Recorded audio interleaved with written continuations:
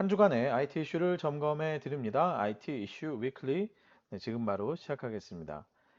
2021년 5월 17일의 방송입니다. 아마 지금 살짝 넘겨서 18일, 그죠? 18일 0시 몇 분쯤에 올라갈 것 같은데요. 약간 지각을 했습니다. 저는 스타트업 전문 컨설팅사 디토 파트너스 그룹의 최유환입니다.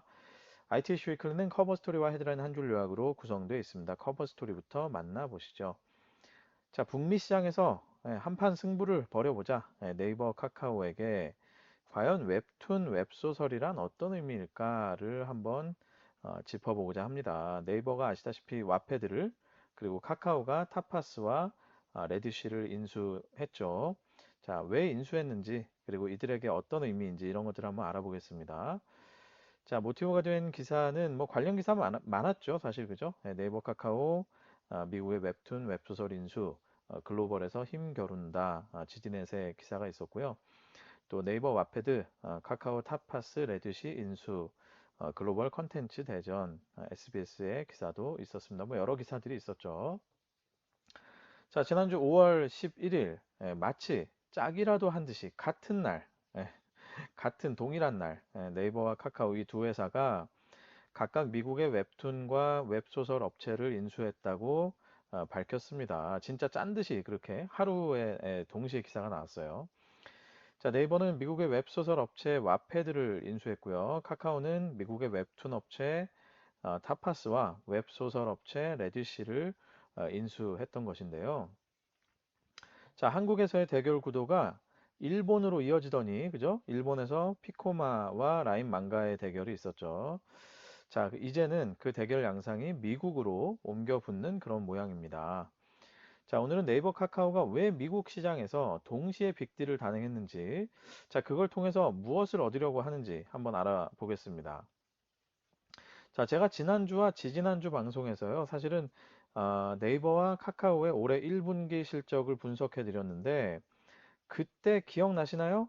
두 회사에게 이 웹툰이라는 사업과 그리고 IP라는 것이 얼마나 중요한 것인지 제가 그때 한번 언급을 해드렸었어요. 정말 궁금하신 분들은 다시 보셔도 좋고 제가 짠 하고 다시 이 페이지들을 가져왔습니다. 자, 이게 네이버의 1분기 실적 자료였죠. 자, 보시면 웹툰 사실은 웹툰 뮤직 V 스노우 돼 있지만 지금 실질적으로 매출을 만들 수 있는 사업은 네이버 안에서는 웹툰밖에 없죠. 웹툰 사업이 전년도 동기 대비 무려 40%나 성장을 했죠. 그죠? 물론 이제 전 분기 대비해서는 약간 꺼진 느낌이 좀 있고 제가 그때 이 업앤다운에 대해서 그다지 좋지는 않은 것 같다라고 말씀을 드렸어요. 그렇죠? 그만큼 네이버에게는 웹툰의 성장세가 어찌 보면 약간 꺾인 것처럼 느껴질 수도 있다는 거예요. 그렇기 때문에 이 와패드와 같은 인수가 지금 굉장히 적절한 시점에 이루어진 것이다. 이렇게 볼 수도 있다는 것입니다. 그래서 전체적인 상향 곡선을 그린 것은 사실이지만 웹툰 자체에만 의존을 해서 갔을 때는 이런 식의 업앤다운이 있고 약간 꺾이는 느낌이 있기 때문에 지금 이런 시점에 어떤 빅딜을 생각한 게 아니냐 이런 이제 말씀을 드렸었고요. 자, 두 번째 카카오에게 있어서는 네이버의 웹툰만큼 이상입니다. 그것 이상으로 훨씬 웹툰이라는 사업이 아주 중요했습니다. 특히 1분기에 카카오의 실적을 만들어낸 것 중에 몇 가지, 그죠? 효자들이 있었는데 그 효자들 중에 아주 중요한 효자가 또 피코마였다. 이렇게 얘기해도 과언이 아니죠. 자, 보면 피코마는요, 전년 동기 대비 226%나 성장을 했습니다. 그러니까 전체적으로 요 그래프 회색을 보시면 요만한 블럭이 1년 뒤에 이만한 블럭이 되는 그죠? 대략 한 3배 이상 되는 그런 모습이 되죠. 그러니까 226% 상승을 한 그런 모습을 보였고요. 심지어는 뭐 시즈널러티가 있는 것처럼 보였던 앞에서 살짝 네이버 마치 시즈널러티가 있는 거 아닌가? 1분기에 살짝 꺾이는 거 아닌가? 이렇게 보일 수 있었던 이런 그래프에도 불구하고 피코마는 여전히 쭉 우상향으로 올라가는 모습을 보였죠. 전 분기 대비해서도 성장, 전년 대비해서도 매우 크게 성장. 그래서 결국은 카카오 전체의 어떤 성장세를 또 견인하는 그런 중요한 역할을 웹툰이 했습니다. 그만큼 네이버에게도 카카오에게도 이 웹툰이라는 사업 굉장히 중요한 사업이라는 거죠. 자, 그리고 네이버는 실적에서 따로 IP 비즈니스를 이렇게 따로 발라내지 않았지만 카카오의 경우는 IP 비즈니스를 별도로 발라냈습니다. 근데 여기 보면 역시나 성장세가 엄청나게 크죠. 전년 대비 55%나 성장을 했고 전 분기 대비 7%나 성장을 했어요. 그만큼 카카오의 성장을 만들어내는 데에 있어서 뭐 이제 지난번 방송을 들어보시면 아시겠지만 뭐 페이도 잘했고 모빌리티도 잘했지만 사실은 이런 컨텐츠 비즈니스 특히 웹툰 지금 보면 노란 색깔의 페이지는 카카오 페이지는 뭐 그냥 그런 대로 그죠 완만하게 성장하는 느낌인데 이 웹툰은 굉장히 급격한 성장을 했고 게다가 이런 것들로 인해서 파생하는 물론 웹툰만의 얘기는 아니지만 이런 것들로 인해서 파생되는 IP 비즈니스도 굉장히 급격하게 성장을 했다. 이런 것들을 우리가 잘 눈여겨볼 필요가 있겠죠.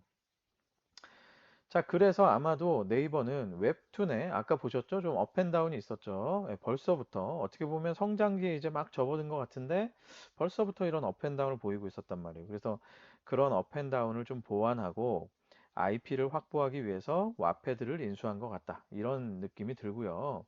자, 그리고 카카오는 피코마로 탄력받은 김에 일본 시장에서 피코마로 탄력받은 김에 자, 미국 시장도 한번 노려보자. 뭐 이런 생각으로 이번에 이런 딜들을 단행한 것 같습니다. 즉 다시 얘기하면 네이버는 사업의 성장에 있어서의 어떤 보완책, 성장에 조금은 좀 불안정성, 업앤다운이 좀 있는 부분들, 플럭추에이션이 있는 부분들을 자, 이번 딜을 통해서 조금 더 메꿔보자 이런 생각을 하는 것 같고 카카오는 일본에서 성공한 김에 한번 미국도 가보자 뭐 이런 생각을 하는 거겠죠.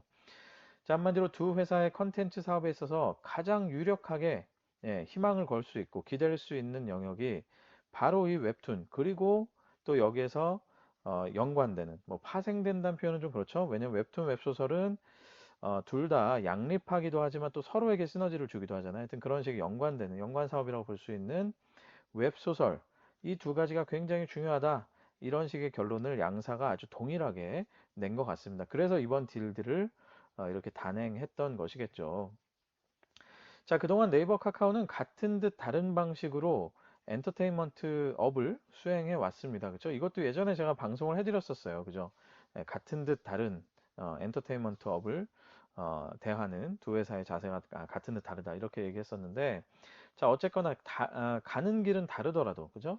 다른 길을 걸어가더라도 결국 그 종착점에는 IP를 확보하겠다. 이런 식의 근본 전략을 가지고 있는 것만은 유사해 보입니다. 특히 이번 딜을 보면 그런 얘기들이 많이 강조되어 있었죠. 단순히 유저나 뭐 플랫폼을 얻었다 이런 느낌보다도 사실은 IP를 확보했다 이런 식의 얘기들이 양사가 아주 동일하게 얘기하고 있는 부분입니다.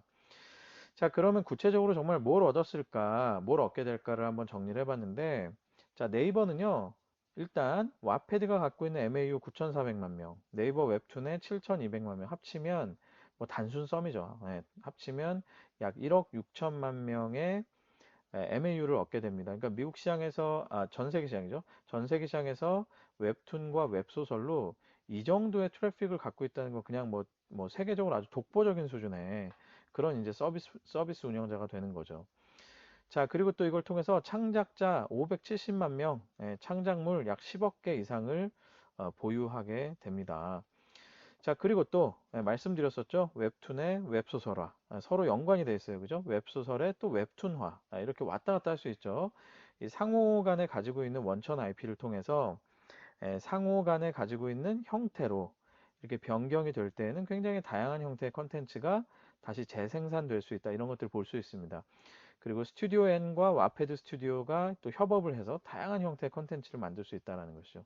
실제로 올해 기준으로 보면 약 이 167개 정도의 프로젝트가 진행 중이라고 해요. 그래서 와패드 90개, 네이버 웹툰에서는 77개의 드라마, 영화, 애니메이션으로 만드는 즉 원천에 있는 웹툰이나 웹소설을 드라마, 영화, 애니메이션 이런 것들로 만드는 영상화 프로젝트가 무려 167개나 진행을 하고 있다고 합니다. 지금 거의 보면 숫자가 거의 모든 숫자가 더블이 되고 있죠. 유저 숫자도 그렇고 또 영상화 프로젝트의 숫자도 그렇고 거의 더블로 되고 있습니다. 그만큼 인수의 효과가 직접적으로 나타난다. 이렇게 볼 수 있겠습니다.